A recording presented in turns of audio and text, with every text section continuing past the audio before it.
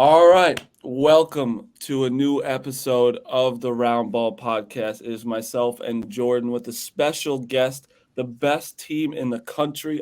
That's me saying it. I don't care. The best basketball school. If you play basketball, you should always go to this school, Duke basketball. But it is Ryan Young. How we doing, my guy?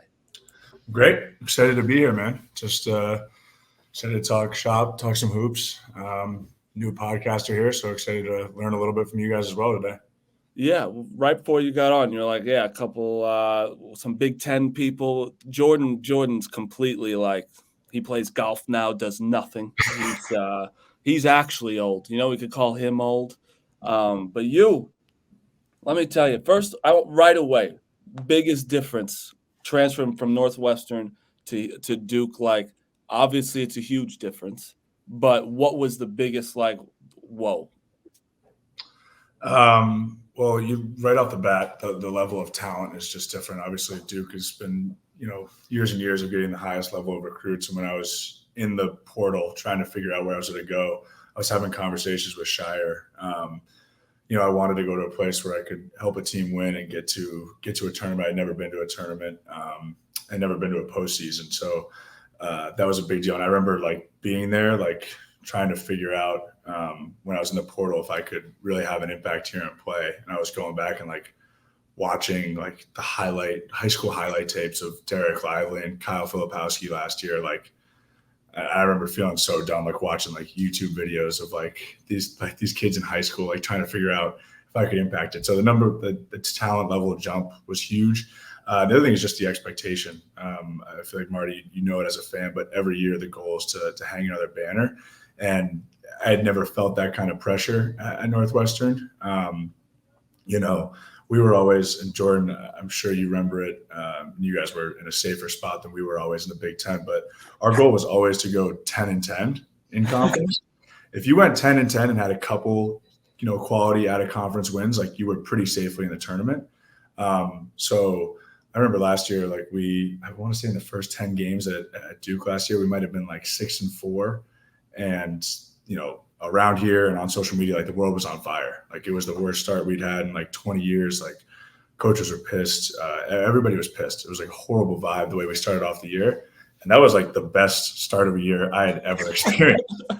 So that was a very surreal moment to experience like that level of winning and have it be, like I said, like our house was on fire last year in those first few games. So just the level of expectation is the other thing that's very apparent very quickly.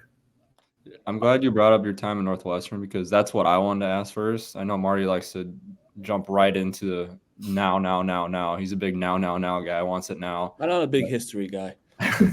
I want to before we go more in depth with Duke, talk about like your relationship with Coach Collins because I personally think the world of that guy. I think he's one of my favorite guys I've been able to interact with, and just talk about your time in Northwestern because obviously that was a big reason why you ended up not in a bad way, but that was a big, pathway for you to end up at Duke. Yeah, absolutely. I mean, can't really speak highly enough of Coach Collins. He gave me the opportunity to go to Northwestern. I wasn't a highly recruited guy out of high school. I want to say I was like a 2 or 3 star kid. Actually, on our podcast at Duke and the Brother podcast, we did like a segment where I was the guest. Kyle Filipowski interviewed me, and we had a trivia question about what I was ranked coming out of high school. I thought I was like 150, and I was 345 as a senior in high school. So I think I'm ranked that right now. I play in the pickup league. It was a really good class, guys. It was star-studded. But anyway, just all that to say, like I really wasn't a highly recruited kid at high school. Coach Collins definitely took a chance on me, and I feel like I'm forever in debt to him for that. But overall, just like incredible experience. I love the school aspect of things. I love being near Chicago. Being a part of the program was incredible. I love being coached by Coach Collins. Obviously, we struggled while I was there in the wins and losses column and getting to where we wanted to get as a group. But looking back on my experience, it's just pretty incredible. I will say, Jordan, were you on a team that I think you closed out my career at Northwestern? Oh, no. You were on a team that won you guys put 100 Yeah. 15 on our head, shattered every Big Ten record. I think we had like 22 threes that game. It was brutal. We went into halftime. You guys had maybe like 68 points at half. And all our team is saying is like, we're down like 30 at halftime. You guys had come out like you're making threes. Chris and Keegan are hitting threes. Like everybody, even the guys we have like labeled as like drivers are coming out shooting incredibly. And I remember at halftime, you guys have like 68 points, and all that's going through our heads is like, we can't let them put 100 on our head. That's got to be the goal. Like we might not walk out here with a win. Like we can't let them put 100, and then like, I don't know, you guys are like 95. Look up at the clock, and there's like 8 minutes left. Oh my God. And like the walk-ons came in and hit like 3 big threes. Like it was brutal. But that's what I figured when I was getting ready to come on here. I was like, I think Jordan was on that team that broke. You guys shattered every record, and then obviously you went on to run the table in the Big Ten, which was if anybody's going to put 114 points on you, that might as well be the team that wins the Big Ten tournament. That made us feel a little better. But no, obviously that was at the tail end of an incredible 4 years. Loved playing for Coach Collins, and then like you mentioned, like being able to come to Duke. He played a big role in that as well, which again, just another thing that I feel like I'm indebted to him for a long time. I don't know if you know this, but did you know you were my favorite player last year? I didn't know that. Jordan, how much did I talk about Ryan Young? I would call you the sweaty bastard, all heart, like the best fundamentals. I was like, this guy is the heart and soul of this team. And guess what? You're a captain this year, aren't you? I am, yeah. How big of a that's insane. Like you're just talking about your 300th. You weren't even ranked. Let's be honest. You were never ranked. The rank shouldn't go to 300. But now you're a captain, and it's like, that's insane. You're number 2 team in the country. You're a captain. How much, like, you could tell also, it's still a young team. Like all the starters are mostly, it's you, and then it's like all sophomores and maybe a freshman. Like what's the impact that you have on them? Like, because you obviously have all the experience. Yeah. It's funny you mentioned how young of a team it is. I'm super excited to be a captain. I will say it's easy to be a leader as a 23-year-old in a team full of 18-year-olds. But it is something that I take a lot of pride in, and something that I realize is really important. As a young player, I redshirted my freshman year at Northwestern, and I just was not ready to play at that level. Whatever, I was 350, so I wasn't quite the caliber, especially as Jordan recalls in the Big Ten. Like, it's not a league to be an undersized big in. So I really struggled my first year as a redshirt against some older guys on the team, and I think back on the impact that they had on me. Like I came in, it was not an easy year to redshirt. It's weird coming out of high school and being, one of the best high school players in your area, and getting all these accolades and offers and all that, and then to be told, when you step on campus, you're not even good enough to help this team this whole year. It is something that is a mental block to get over. So I remember thinking back, there was a senior and a junior big on our team at the time that just played such a pivotal role in I think the trajectory of my life, the way that I changed my mindset as a basketball player, but off the court as well, trying to learn how to help positively affect the team. So looking back on that and how I've grown as a player in person, it's almost a way, being a captain this year and being an older player, it's a way of almost paying it forward. And I don't think that's too unique. I think a lot of people take a lot of pride in that, but that was a big conversation I had with Coach Shire about coming here.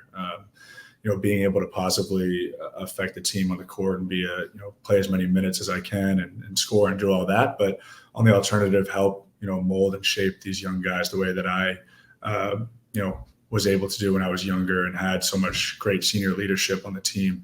So it means a ton. I think back about last year and being able to see, Derek Lively now in this preseason game with the Mavericks, like he came in and he, hit a bit of a freshman wall, like a lot of kids do, but it took him a little time to get going. And it was just incredible to be there for him. And, he looked to me for questions, and we worked together a ton. So now he's, catching lobs from Kyrie Irving and Luka Doncic. Like, it's insane that is crazy. That. And he's a great kid and he works, his ass off. So he deserves all the credit, but I was there every day just trying to help him get to that point. So to be able to see that is a big deal. It's not something I take for granted. So like you mentioned, being a captain this year, again, just trying to help teach these young guys that are incredibly talented what it takes to be a successful athlete, but also just a person off the court. And I'm sure Jordan can attest to this as well. Like we saw it last year. It's not always the best, most talented team in the country win the national championship. And I'd say probably more times than not, it doesn't happen. So, we're only going to go as far as our group can be connected and be a team on and off the court. So that's something I'm going to focus on a ton this year, is making sure that, we're not going to get just as far as talented as we are. We're going to be able to make that next push that's going to win us 6 games in March and April. I think what I wanted to point out there, Marty, the audience needs to listen to is how hard it is when you come into college basketball and just play. And you mentioned that it is one of the most humbling experience ever in the world to go from what you were doing in high school, being a big time recruit or being a big time Division I basketball player that's being recruited by Division I basketball programs, and coming in the first year. It's really hard to play that first year. And people think like, oh, I'm not playing, I'm going to transfer, I'm going to leave, I'm going to go here. The coach is awful, he's not playing me. All these thoughts come in your head. As you know, Ryan, I'm sure that you were thinking all those things like I was when I was trying to get to be a starter as a freshman.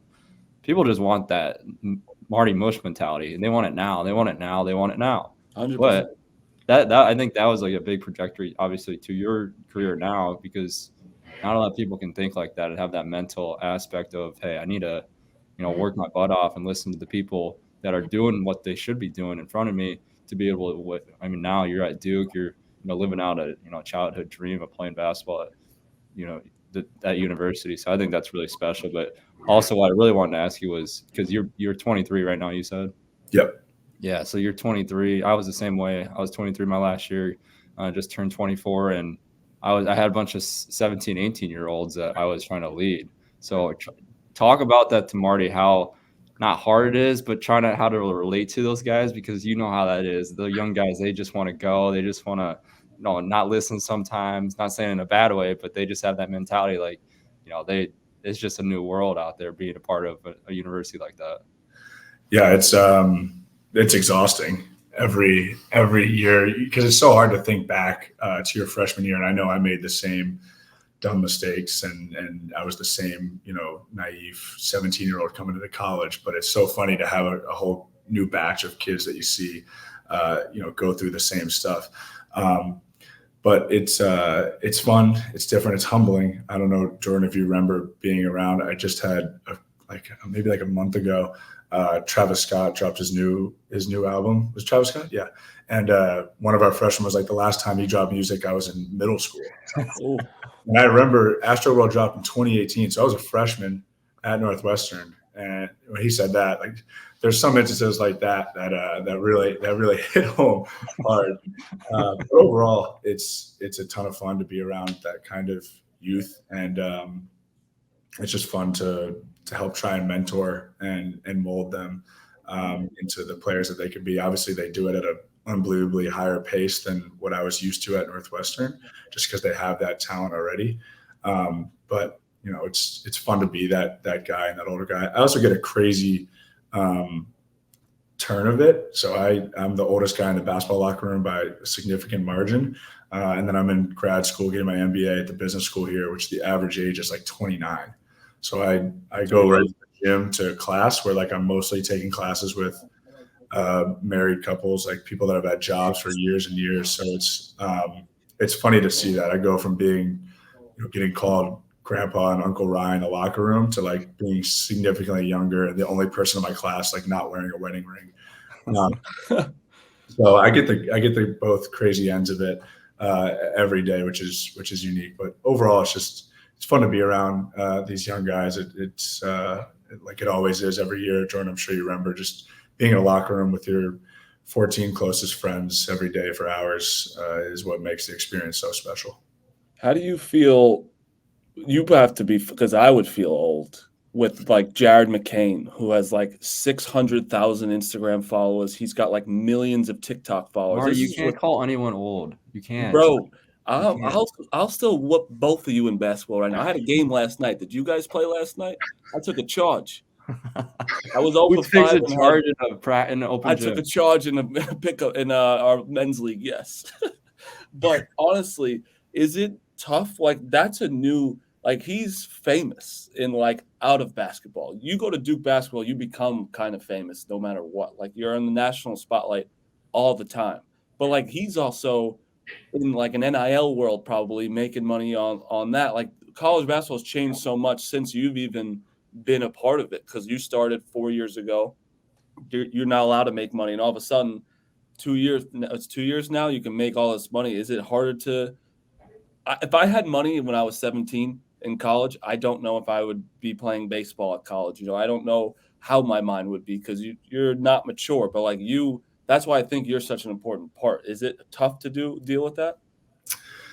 Yeah, it's interesting. It's unique, and especially for somebody like Jared, you mentioned like he's I don't know what I would classify him as, but at the lowest, probably like a C-list celebrity. I maybe this like when we're out, like we took a team trip to Chicago and like we're walking down, like downtown Chicago, and like it's we're all wearing Duke stuff. We're all super tall, so people recognize us.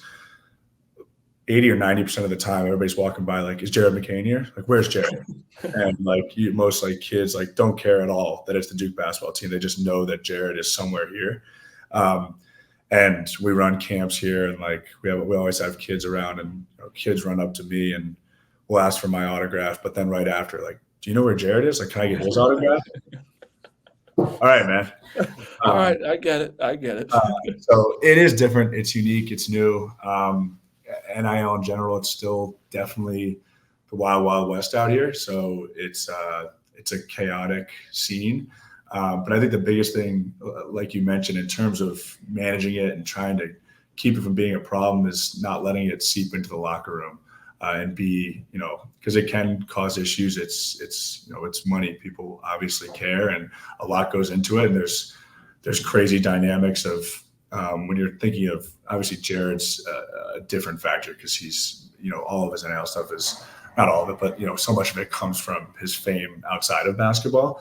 But when you talk about like collectives and things like that in general, it becomes difficult to keep that, away from the locker room, which our team has done an incredible job of thus far. And like you mentioned, as an older guy myself, I try and, manage that, even though it's weird and it's difficult and it's new.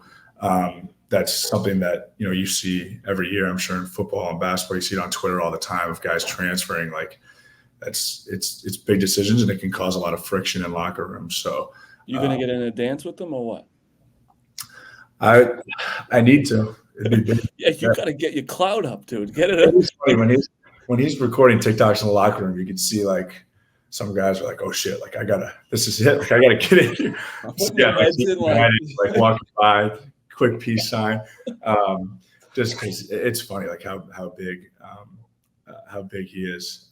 But yeah, absolutely. I would ask. I was in a conversation recently when I'm talking about like how NIL can cause that friction, just because it's such a big introduction of money, especially for young people with whatever, like tons of people in their ears. I had a conversation with a person recently about whether they thought the right path for NIL would be to make everything public, like as it would be in like the NFL. Yeah. What do you guys think about that? Well, Jordan, you're the one that like really like went to bat for everybody, right?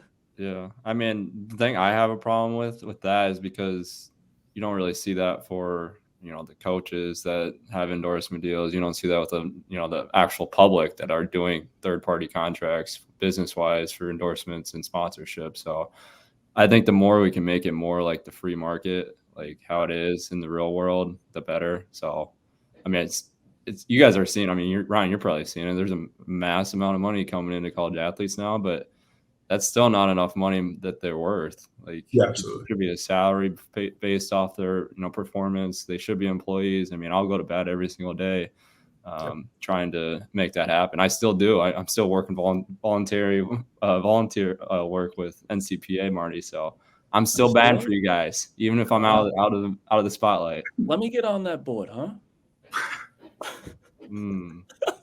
No. I mean, dude, I do agree with you. I do know you mean though, Ryan, because like you'll see like tweets about like it's different. Bronny James is completely different, but like he's like getting 5 mil. People are saying, and like that's insane. That's like 17-year-old, and like I don't know if that's completely true, but I kind of like that. I don't know, and it's kind of crazy where it's like. Let these people get millions of dollars. Like I said, you deserve it. Like you are just amount of people that watch a Duke game on ESPN is worth a lot of money, you know? So, but again, I'm happy everyone's getting paid, especially. Quick question about Duke fans, because we're crazy, 100%. No, Did you're you have any crazy. idea You're who I crazy. was, by the way? Like, does anyone on the team know who I am? Yeah, I think a lot of our guys watch. I mean, Oh, thank aware of God. Barstool, That would and have been a big ego you're hit. famously one of the only Duke Barstool guys. So That's what I'm saying. I'm in here by myself going to bat for you guys all the time, and this is I can't wait for this year. But I don't even know what I was going to ask. I was just all about me right there. Duke fans in general, or Oh something? yeah, Duke fans in general. Like you said, Northwestern. You go 10-10. It's like no one's really like. There's Northwestern fans. White Sox Dave, if you ever know him, he basically lives in a dumpster. But the Duke fans, you're getting tweets probably all the time. You have a bad game, you're getting social media, Instagram DMs, Twitter DMs, just tweeting at you. Was that a big difference as well? How much of a spotlight it is? And you got to tell me about the Cabin Crazies.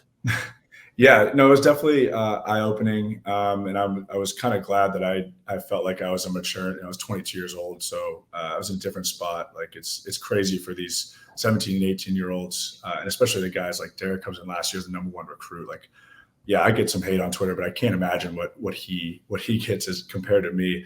It's funny coming from Northwestern. There was two things I thought, for sure, with just the level of added publicity and fame that I thought were going to occur to me. One, I thought Duke fans would take an interest in me because, like you mentioned, I'm a dirty work guy, a tall, white, sweaty guy that has footwork like a flash to the past. Words I would use, a sweaty bastard. But yeah, I thought that was one thing for sure that would happen. And two, I thought opposing teams fans would hate me because I'm your stereotypical white Duke basketball player. Yep. Both of those things flipped pretty quickly. Like I didn't get a ton of hate from other schools, and the hate that I did get, like you're mentioning, was mostly from Duke people on Twitter that were frustrated that I was so like you're calling me traffic cone, slow, unathletic, all this, and I was like, that was shell shock because if you get a tweet like that's what you get when you have the best fans in the country. Like if you're not performing, you're going to hear it from them. So we had a bad start to the stretch, and countless tweets about whatever, like how unathletic and slow I am. So those two things that I thought for sure going in. My point was those tweets are mostly coming from Duke fans.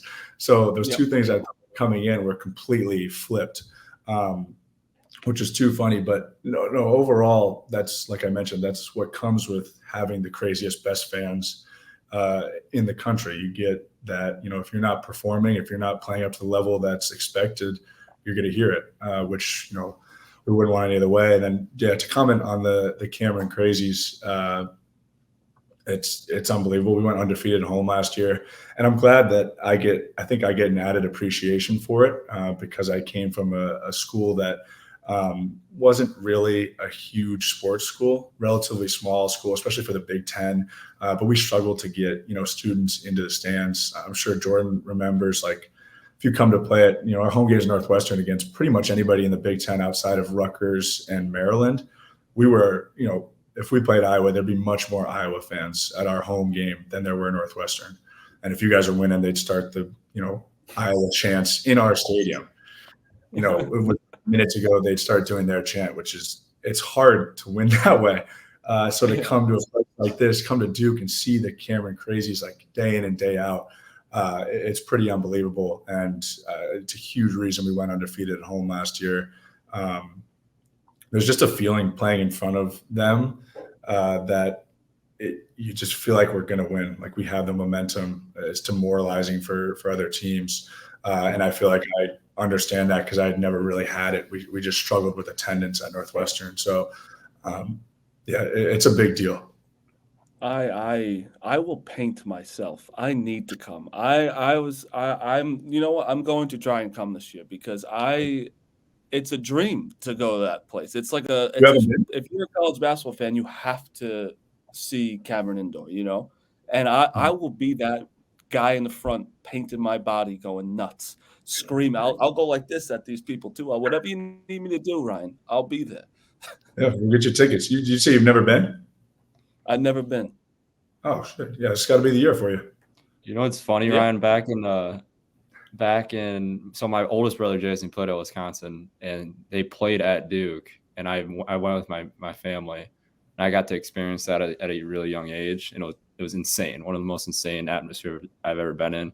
But that's when they had Shire was on the team, I believe.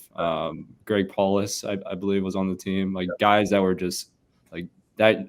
I think Paulus ran the point guard position, Yeah. and he was just absurd. I think he had like 35 that game or something, and they were going nuts. People were like jumping up and down. I'm like 7 years old in the stands. I'm like, what is happening right now? Yeah. Marty was probably in the stands. Like honestly, he's probably way in the nosebleeds, painted out, Yeah, no, that screaming wasn't out his allowed. lungs. It seriously is such an advantage, dude. There's only a couple of places in college basketball where you're like, whoa, I don't really want to play there, you know? Um, we'll get you out of here soon. I have two more questions. One, you came in a year where it's like, okay, Coach K is gone. Coach K, like, and Duke they're the same thing, you know? Like, he is Duke.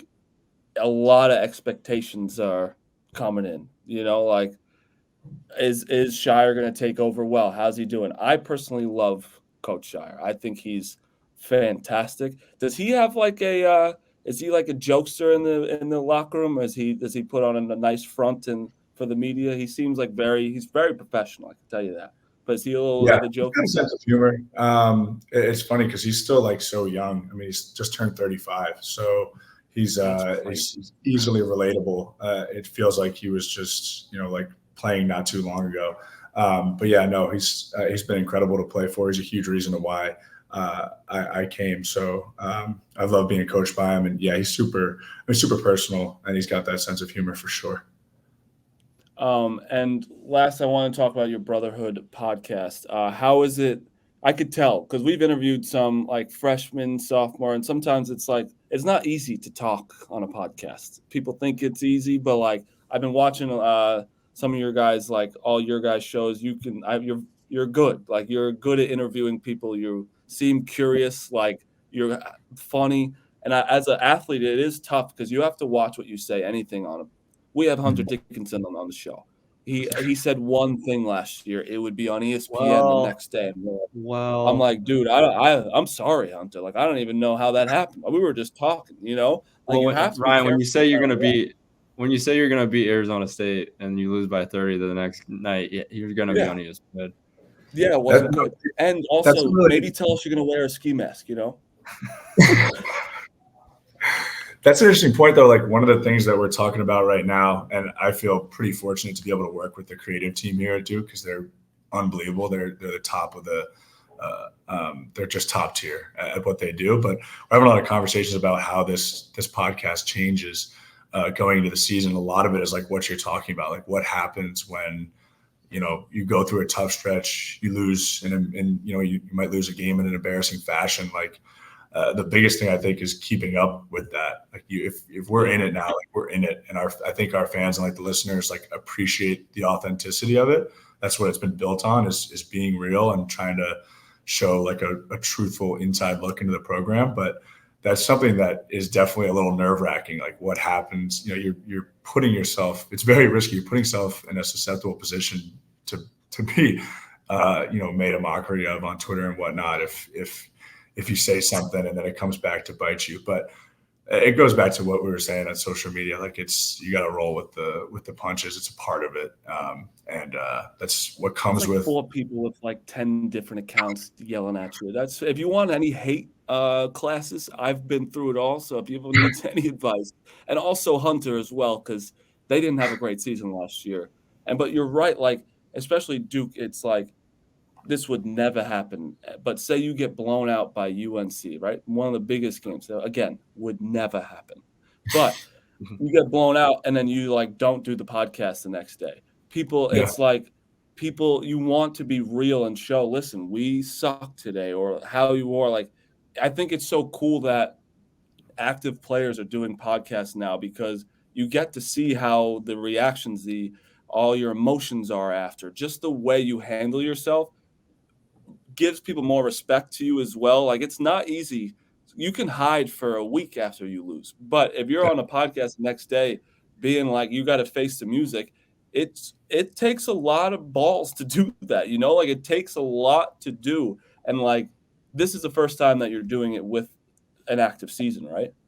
Yeah. So it'll definitely be a bit of a test run. Hopefully, we don't run into many obstacles. But yeah, like you're saying, it's you want to try to find the right balance, because it can be stressful, and also still being in college is different than maybe having like an NBA podcast like Draymond Green. Every day it's super cool to see it, but it's certainly a different dynamic when you're still a college athlete. But we're excited to see where it takes us. It's been fun. I'm like you, I appreciate the compliments, but it is really different for me. I admittedly am not a huge podcast guy. I don't listen to a ton. So like when I first started recording, it was pretty much just let's see how this goes. Let's wing it. Yeah. I don't really have any experience in either. I'm kind of frustrated with myself. I was an economics undergrad at Northwestern, but it's obviously a huge media school, and they have a huge journalism school. And now I'm kind of punching myself for not taking any journalism classes at all. As I might try and see what this does for me in the future. And it's just been fun to be in like the media and all that. Well, there's Let me no tell you better something, Ryan. experience. There's no better experience than I was actually a just doing public it. relations major There we at go. Mount St. Mary College. It obviously helps, but dude, you just being yourself. People like when you're real and yourself, and you share your experiences and are funny. Just literally never shying away from who you are as yourself. Like, people like to be relatable to somebody else in a position like yourself. You are doing something that 1%, less than 1% people are ever going to do in their life. So it's like they love hearing that. So that's why it's such a cool opportunity. And I can keep talking in this podcast for an hour if you have, like, you know what I mean, Jordan? Like, we've had interviews where it's like, all right, we got nothing left, but you can tell you're asking us questions, and then you're on the right track. There we go. Well, I Yeah, think no, the other thing too is just like how, I mean, you're seeing it now that you're in your last year of college basketball, how time really goes by so fast. But you realize like the whole, like, what encapsulate you as an athlete when you're going through the process. A lot of people just see you as the basketball player. A lot of people just see you as this kind of object, not in a technically bad way, but I mean, Marty sees it too at Barstool. I went through my share at Iowa. People just see you for what you look like on TV and what they make you out to be. But that was a great thing. I did a podcast too when I was going through Iowa that people opened up to what I was like personally. So I think whether it was coming off a loss or a win, how awesome that is to just share your experiences. And the most thing too is you can look back on that, man. You're gonna be like, wow. Like, for me to put all my thoughts off, like even after a loss, that was pretty special for me to be able to do. And the fans, I think, are going to really appreciate that too as well. Yeah, I'm excited to keep it going. Yeah, I'm sure you remember it as well. And just as a 6th year, I'm starting to get that feeling in my final year, just that I know I'm gonna miss it. And all these guys come back, and there's so many Duke guys, whether they're playing overseas, whether they've transferred into the business world or gotten real jobs, or like we have a ton of NBA guys come back, and they all say the same thing, that they miss the locker room, they miss the feeling of being a college student athlete, just because when it's over, whether or not you go to the NBA or play anywhere else. It becomes a job, and your teammates are your coworkers now. We had Tatum come back and say that. So look at you can imagine just how successful he's been. He came back, and his message to us was like, live it up, enjoy this time, because you're never going to get it back, and it's never going to be the same. So yeah, like you mentioned, it's I'm getting a little bit of that feeling going into my final year here. Yeah, no, thank you so much for coming on again. Anything Duke is a dream. I'm going to make sure I come this year. I'm going to come to a game. Yeah. You'll see me. And you better say hi to me. And I'm going to the December game at MSG. If you don't say hi to me, I don't think we could ever talk again. All right. I'll say hi to you. I won't say hi to you in Cameron if your body's not painted blue. Okay, that's a deal. You know what? I'm gonna try and talk to some of the Cameron crazies, see if they'll let me, because I feel like that's an exclusive club. I feel like they get there like weeks before to get those and I'll ask them for their permission first. No, we'll get you in there. It'll be great. I appreciate you. Oh wait, last quick, Emil Jefferson, is he the best? Yeah, unbelievable guy. We were sad to lose him this year. I know. I love that guy. Tough to see him go, but you can only hold on to guys at that level for as long as you can. He's going to be. I have a feeling that he's going to climb the ranks very, very quickly. Super high level, and he could still play. He would go at us in practice and play ones after. If he wanted to, he could still be making a good amount of money wherever he would like to play. But an incredible year last year. I only got to spend 1 year with him, but excited to see where he goes from here because he's one of those guys. Did you have your crazy the what's that night you guys have? Tomorrow night. You got like a dance ready to go for everybody? Like that's scary. Dude, I'll tell you, some guys get excited for it. For me, it's the worst day of the year. I'd rather lose by 20 than go through what I'm gonna have to go through tomorrow night. It's just like it's not my it's some guys' things, which is great, but to dance in front of 8,000, it's not. Pull the Grayson Allen. Just go. Yeah, that's it. I got stay simple. You got to play a famous sing along. I might go with a Taylor Swift song or something, but yeah, that's easy. Something out that the crowd will just like and won't really realize that I'm not really doing anything at all. Yeah, Hunter just did his one of the worst dances of all time, and he embarrassed himself. So just stay. Hey, guys. I didn't think it was that bad. He was doing like the Dougie. I mean, it's like better than a lot of people. It's better than a lot of people. Yeah, I guess it's just a little awkward when you're 7'2". It's part of it. It's definitely a part of it. It's awkward, and I'm not looking forward to it. But in the same way, what we talked about with the Cameron crazies, like it's going to be ridiculous to see, 6,000 of them smushed into a small area, just that excited for the season. So it's another instance of realizing how special it is to have their support. Yeah. Again, thank you, Ryan, for your time. I know we went 40 minutes, but I could listen. It was fantastic. Good luck this season. I'll be talking to you. I'll be seeing you. I'm gonna paint myself. I'm gonna have to start working out a little more for that, so I don't look disgusting on TV because people will be taking screenshots. But yeah, I'll be there. All right, awesome. Well, I appreciate you guys. Good luck, man. Appreciate you. Yes, sir.